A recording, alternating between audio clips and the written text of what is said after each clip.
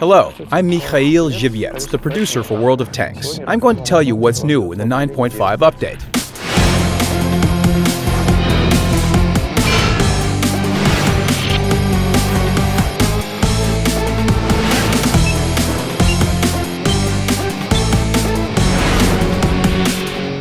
Tell us about the new tanks.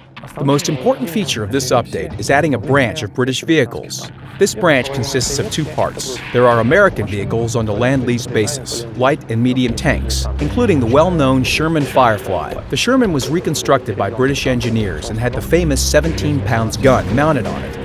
Apart from these, there are also British tank destroyers. The majority of these vehicles have real prototypes, some of which were used during the wars. The diamond of this collection is a new TD, the FV4505, with its 183mm gun. It's the same gun mounted on its neighbor, the British TD FV215B 183.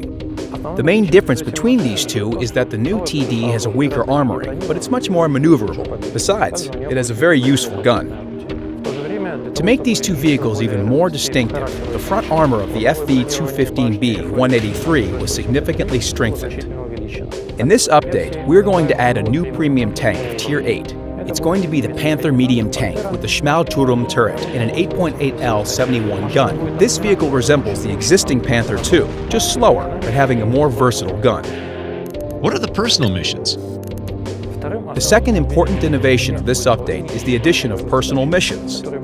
These are sets of certain tasks that every player can choose to complete.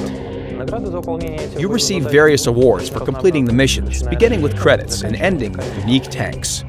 For example, completing one of the most difficult missions brings you the Tier 10 Soviet heavy tank, the Object 260. We are planning to implement this interface after the New Year's celebrations. Will there be any new maps?